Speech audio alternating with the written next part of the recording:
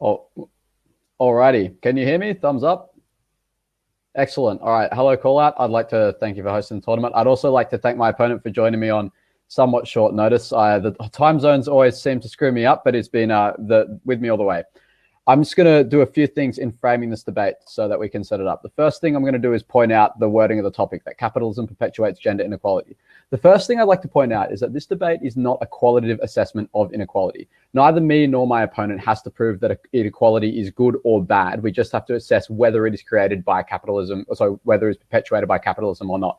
The second thing I want to point out is that there is a difference between the word perpetuated and created. This is not a debate which assumes that men and women are equal and capitalism made us unequal. This is a debate which actually presumes that men and women start differently and capitalism just perpetuates that existing norm. And I think that is fairly uncontroversial in that we are physically different. Women experience things like pregnancy, which men do not. Women even tend to have different personalities in the psychometric scale. We are a sexually dimorphic species. This debate isn't about whether capitalism created that. It is just a matter of, given that that is the case, does capitalism perpetuate it or does it remove it? Okay. What I will be proving in this debate, I'll be proving two things. One, that the way capitalism values labor is done in such a way that means that female labor is often paid less or not paid at all compared to male labor. And secondly, that capitalism incentivizes men to take up jobs which often creates inequalities around pay for them, but also it creates other inequalities like the risk associated with those jobs, and it results in things like workplace deaths. I'm going to spend my first minute or so just unpacking the first of those contentions. The way capitalism works, specifically badly with pregnancy and the raising of children, is that this form of labor is necessary, but also something which is done voluntarily and not one where the customer is one which is equipped with monetary means to pay. That is to say that children do not get born with a check which they can pay their mothers for paying for them, but also that nearly all women have a strong urge to have children, and society and even capitalism to perpetuate needs more babies on this earth. Pregnancy goes unpaid and the labor you experience as a mother goes unpaid because the customer is the child and the customer has no incentive to pay and no capacity to pay. But furthermore, the problem with this mainly is the way it creates inequality is that it carves out a large part of the highest earning potential part in your life. That is where you are young, often the most fertile, and relegates you to a role in the household where you have to raise children and be pregnant rather than working and advancing your career in terms of things for promotions. Now, there's nothing necessarily wrong with that, in that we need children, and I'm sure raising children is a very enjoyable thing, but it does create an inequality because compared to men, you have to spend more of your prime earning years doing stuff which doesn't contribute to your capacity to earn, which means that wealth inequality is created ultimately. I have to admit, Ben, I was completely taken aback by your first set of points. Here's the reason why. When we say capitalism perpetuates gender inequality, we have to ask, what are we comparing capitalism to? And the dominant economic system that existed before capitalism, both in this country and worldwide, was agrarian economies.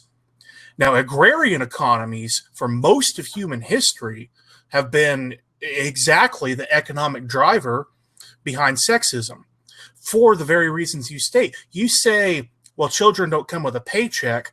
Not true in the agrarian economy. The pressure was on women to produce children specifically because child labor on the farm was of value to the entire family, because that was how you gathered the most crops. That was how you took care of the most animals. That was how you had enough to feed the family as it was, and how you created a surplus which you could trade for other goods. In America and in our motherland, England, the law that preceded capitalism was based on agrarianism. We actually see that in some archaic parts of American property law because scarcity of property was a big thing. But it was also a big driver of why in the Western world women didn't have many rights. When you needed women to be at home to produce a lot of children, you had to legally restrict their ability to refuse that choice. At common law, women couldn't own property. At common law, women very rarely had paying jobs where they could support themselves. They couldn't enter into contracts, including employment contracts. Even upper-class women were basically treated like chattel to trade between royal houses in order to produce what? Children. It was capitalism that created a scarcity of labor, especially in America well, not just America, worldwide in the early 20th century with the two world wars, that necessitated allowing women into the workforce, that necessitated giving women basic rights like the right to own property, the right to divorce, the right to seek custody of children, because we needed them to work because all the men were off in the trenches. That was the driver behind things like women's suffrage. So my contention in general is capitalism was in fact the driver behind the end of institutionalized sexism, because capitalism removed the very needs that you were talking about to force women to be in the home to produce children. And I'm going to go ahead and pass the mic back to you on that point. Well, try to anyway. Here we go. All right. So the first thing I'm going to say here is I think that you have misattributed the things like suffrage to capitalism, when in fact the actual mechanism you gave was war. So let's go through what you said. You said that in an agrarian economy, when the men went to the trenches, women needed to be given the right to work because there was a scarcity of labor. It's not capitalism which put men in the trenches. That's war which put men in the trenches. And that would have happened in an agrarian economy too, i.e. that in like medieval times or whatever, when the men went out to fight, there would have also been a scarcity of labor, because the scarcity of labor isn't created by just like the fact that there is money in the free exchange. Is created by the fact that there are mouths to feed, and you need labor to feed those mouths. So that sort of change is nothing to do with capitalism, and also would have existed under an agrarian economy. But also, I think that you've imposed a false comparative on this debate, because you can't say, well, listen, it's just about whether capitalism perpetuates gender inequality more than agrarian economies do, because it's quite possible for me to say, well, listen, both of those things perpetuate gender inequalities, and so thus they would both satisfy this thing in the debate. But also, an agrarian economy is not the only alternative economy here. You could have economies like communism, which I'm not a fan of, by the way, but definitely would eliminate gender inequality, right? Because you could just pay everyone the same no matter what. You could give everyone the same rights no matter what. I don't have to endorse that position to just recognize that it eliminates inequality. I think, to be honest, inequality is good. It's kind of like the spice of life. It is the reason which we are compelled to associate with each other. But the idea that capitalism doesn't perpetuate it is a lie. And you have to do more to prove to us that agrarian economies are the only comparative, and that furthermore, just because another form of economy perpetuates inequality means that capitalism doesn't. But also, you also said that children are only valuable in an agrarian economy because they had to do things like crops. Well, what you are substituting do things like crops here is labor, which children are also required to do labor in a capitalist economy, right? Because obviously in the West, where we're all quite wealthy, you can get along without children. But there are lots of fledgling capitalist economies, right, where there are microeconomies where you need to have children to do small jobs as well. And furthermore, there's nothing really that mutually exclusive between an agrarian economy and capitalism either. Like, agrarian economy just means that you're growing agriculture, right? Like, you can grow agriculture and trade it on a free market. I guess the only slight difference is that agrarian economies typically don't have like a centralized form of capital, and they're exchanging in terms of barter. But there are many agrarian economies which do have centralized forms of capital and thus resemble capitalism. So agrarian economies are, one, not the comparative; two, not mutually exclusive with capitalism; three, don't actually cause women to have rights because the scarcity of labor is caused by war, not capitalism. So I don't see where that point goes. On the other hand, you have not actually addressed what I have said, which is that the fact that capitalism has an optimal point in your life to earn money, which is where you're young and most able to exercise that labor, is precisely the point in life which women often have to do things like pregnancy. So it perpetuates, doesn't create, it perpetuates that inequality. Well, let's first talk about war. What is it good for? Absolutely nothing, unless you happen to be part of the military-industrial complex. Where did the military-industrial complex come from? Capitalism. The entire reason that we needed women in factories during World Wars I and II, mostly World War II, and that's where the real crux was because of the Industrial Revolution, which was a product of capitalism. It was the Industrial Revolution that gave us factory labor, which is what produced the mass weapons of war that we used during those two terrible wars and thereafter. Before that, when you had an economy that was mostly rural, when you had wars, I'll even take the early American Revolution. Before standardized parts, firearms were all handmade, and who were they handmade by? men whose women were at home getting pregnant and having children. Even before that, before firearms, wars were fought with swords. Who made swords? Blacksmiths, who were overwhelmingly men whose women were at home raising the children. Before that, spears, same thing. Before that, clubs, same thing. You know, some proto-human just picked up a club off the ground, but his lady was back home raising the children. The difference between what you're talking about and an agrarian economy is that, yeah, now in a capitalist economy, you can choose to grow your own food and to barter, but it is not the base currency of your economy the way that it was in traditional agrarian economies. Now, I want to pick up your point about capital or communism as another alternative system to capitalism. You want to talk about a system that perpetuates the subjugation of women. Look at the plight of women in the one truly communist nation that still really exists on this planet, North Korea. They're still relegated to traditional gender roles. You have women who are basically dressed up in traditional garb and paraded out as propaganda pieces. Women don't have equal rights in North Korea. They don't have anywhere near the rights that they have in any capitalistic nation. Look at the USSR, another situation where labor was in such high demand because of communism that you had labor camps, people being forced to work. That in capitalism, the labor that's required is not the kind of menial labor that children can even do. So the labor that's necessary in capitalism, women can do and do well, and that is why it empowers them. Okay. First thing I'm going to address is the contention that you're saying that war is basically just a proxy for capitalism. Your first point was that war creates the need for women to go into work, and that capitalism is what creates the need for war. So that it's by proxy.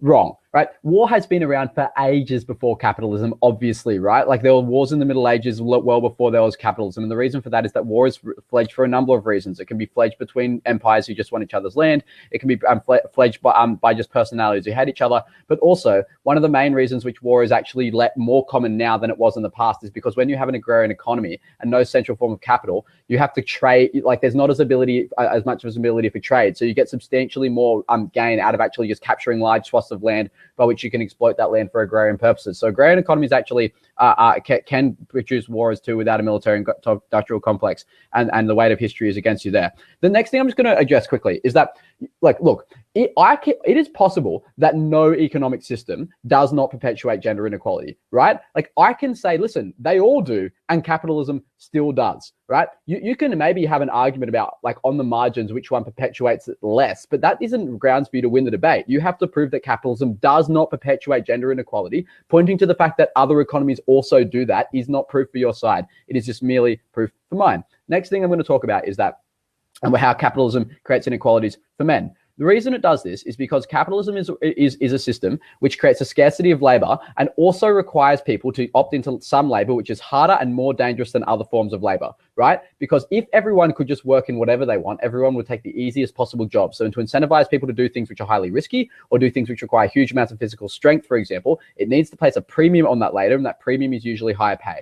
The way that what creates inequalities for men is twofold. One, because men tend to be on, as a gender, tend to, one, be more likely to take risks, and two, tend to be collected in the higher strength end of the scale. Capitalism pushes men into jobs which are more risky and require high amounts of physical strength. That means that men are exposed to a whole lot of risks which women typically aren't in an otherwise just like pay everyone the same no matter what system. Right, so here they are. One, when you're in a riskier job, you're more likely to die. That is why 90% of workplace deaths are experienced by men. Two, you're more likely to experience, for example, long-term physical illnesses. So things like black lung, things like spinal injuries from having to pick things up all of the time. That is a group of harms which men are exposed to far more than women, because capitalism optimizes labor the most efficiently for the generation of wealth, but not necessarily for the equality of genders, which I'm not necessarily saying that capitalism should act in the equality of genders, but it certainly doesn't. right? It optimizes productivity. And the way to optimize productivity is to take advantage of strengths. Some strengths are collectivized around gender because they're sexually dimorphic and thus perpetuate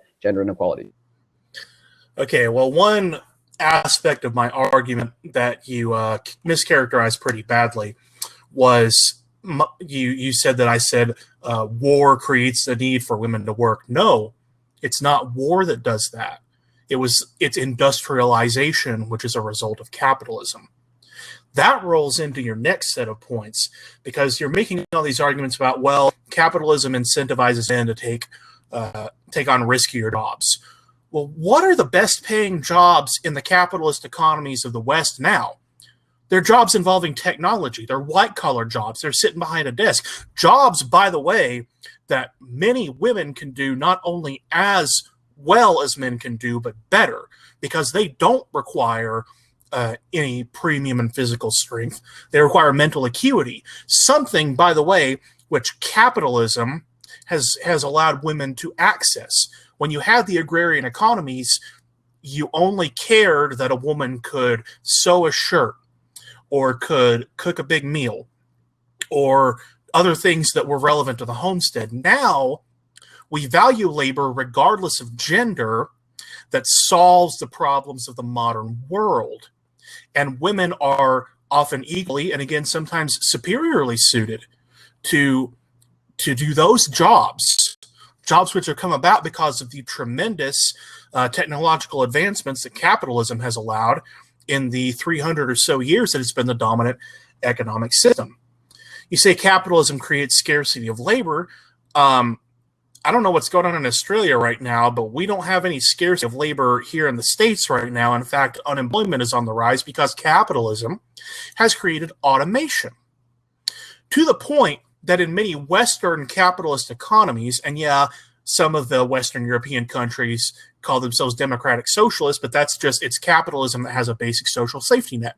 The basic social safety net exists because of capitalism, because they have enough automation and a technologically based economy that they don't really need everybody to work. They just need them, not to go out and loot and kill each other. We haven't figured that out here at the States yet. I'm not necessarily saying I'm agreeing with it, but automation creates surplus of labor that allows more women to make the choice to stay home, provided that their circumstances, whether it's because they're married, because their parents are better able to take care of them, because they have a partner who is help or a roommate something with the household, it allows them to make the life choices that you were talking about.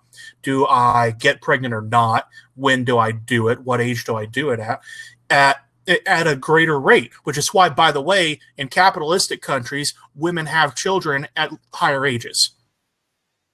Okay, so first point I'm going to touch on is your rebuttal to my point about how capitalism puts a premium on risky work. You point out, rightfully so, that lots of the most high-paying jobs collectivized on the high end are not risky. They're just got to do with, like, for example, large amounts of qualification and mental ingenuity. The thing I would say here is that is a job which is only accessed by a tiny minority of the most rich in the population. For most people, right, who do not have university degrees and who do not have time to develop a long career and are not born with extremely high IQs, the jobs offered for them are not careers, they are jobs. They're just entry level, what can I get right now? And for those people, the distribution of pay is stacked in the risky end. That is things like working on oil rigs and things like working in mines, and that is where a lot of or things like working as security, for example, and that is where or even in the military, and that is where a lot of that high payment ends up. But furthermore, you haven't actually proved that just because the jobs you're talking about are up at the very high end and are not risky, that women have access to them. Because a lot of what allows you to get to those high paying, high qualifications, high career end jobs is the ability to spend large amounts of the time in the prime of your youth either overqualifying yourself with a ton of education, because capitalism creates a race by which everyone just can't get 1 degree. They have to get 3, and then they have to work hours and hours unpaid as an intern, and then they have to get promoted, which I know, and I've seen you debate this before, that in the law firm which you talk about, that lots of women at the entry level do get paid less, right? It means that that women, because they have to have children and raise them, and that is unpaid labor, often cannot dedicate that time to that. Which that might be a free choice which they can do, and that's totally fine. but it is an inequality. And so that it is an inequality nonetheless, and one which is perpetuated by capitalism. The next thing is that you bring up a new point about automation, which I think is a good one, is that automation actually reduces inequality because it creates a surplus of labor. What you have not done is drawn the line between automation and capitalism successfully, because I can point to many forms of primitive automation in technology which are true without capitalism. In the agrarian economies you talked about, things like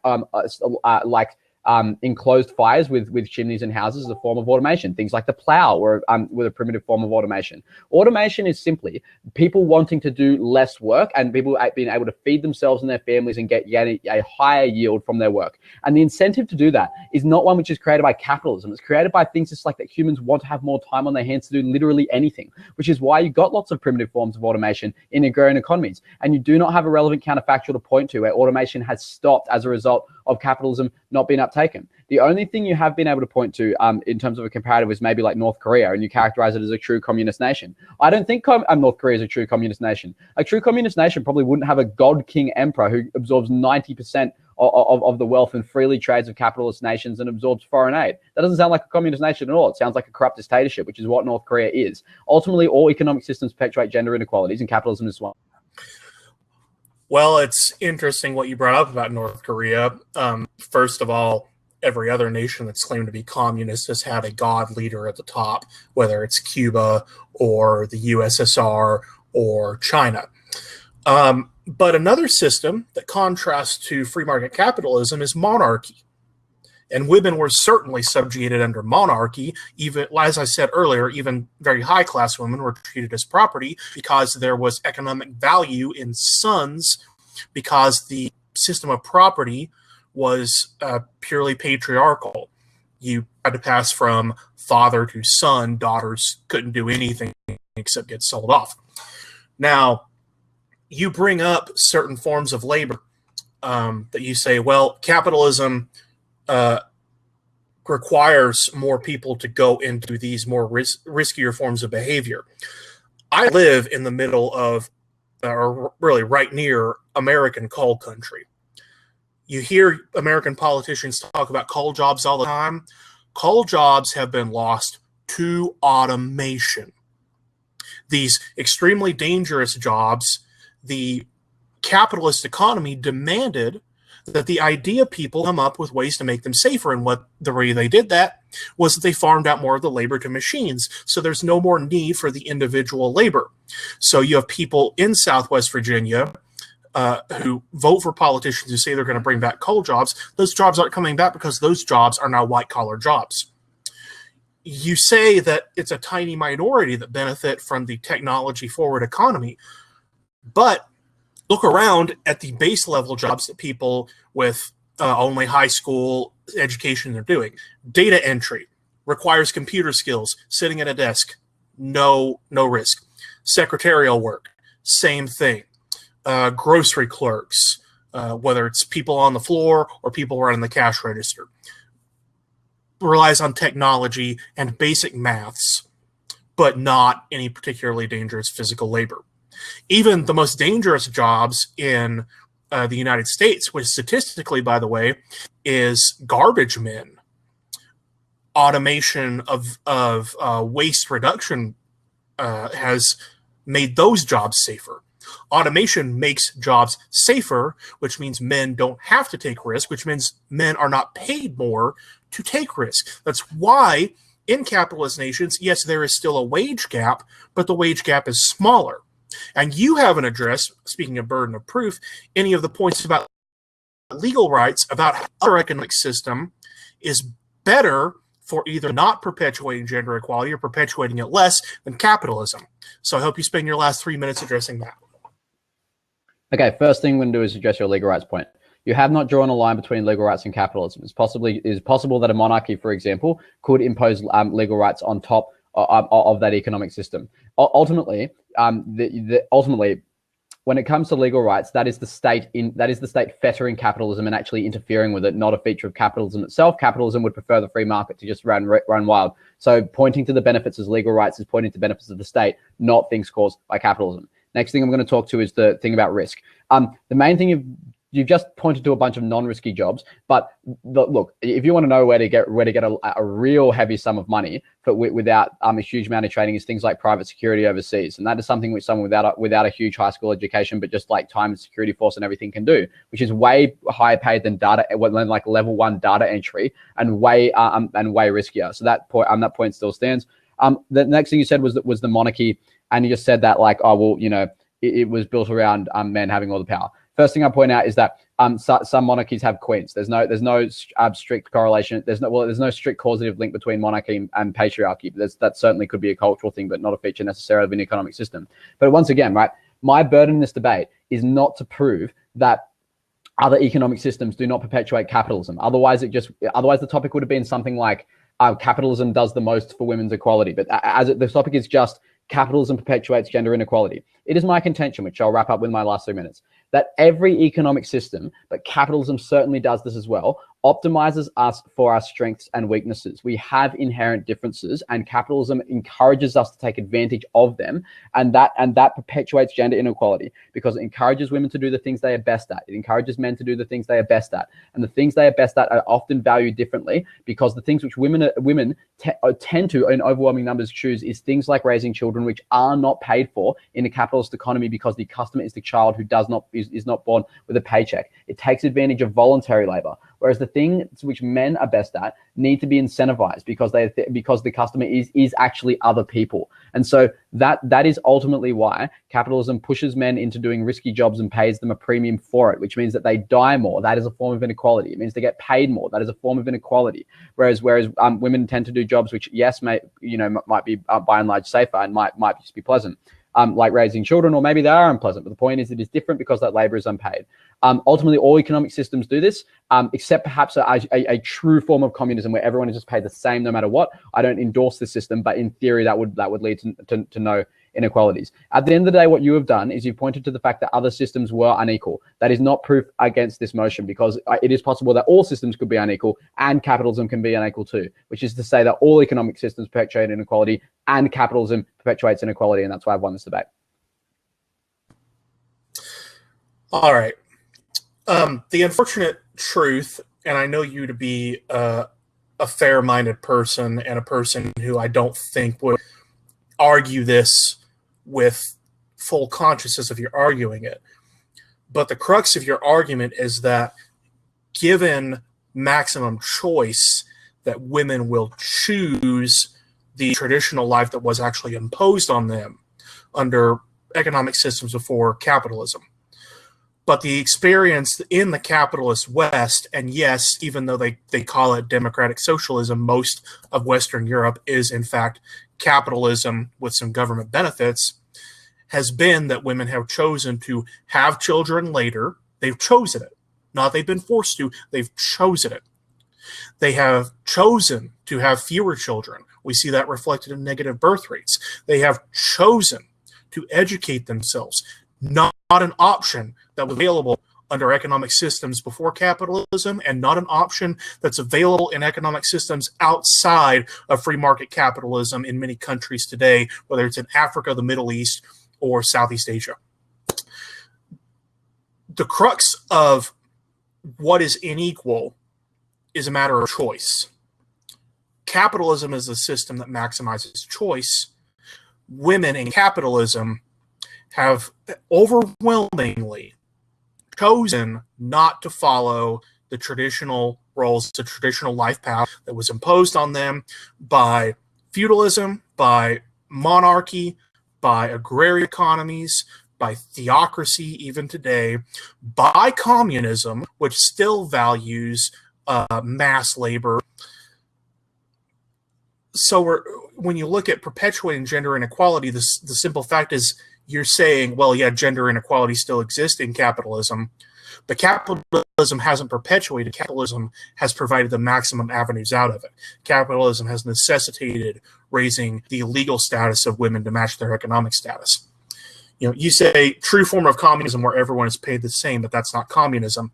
That is basic universal income, which has been a creature of capitalism, creating automation, which leads to a surplus of labor, which leads to a social demand in capitalist economies in Western Europe, say, hey, let's provide a basic universal income so people don't have to worry about starving to death. And then the people who can do the jobs we actually need, the jobs used up here, can go out and do the labor. Capitalism has brought us workers' rights. Capitalism has brought us the shorter work week. Capitalism has brought us maternity leave. It's all rooted in capitalism.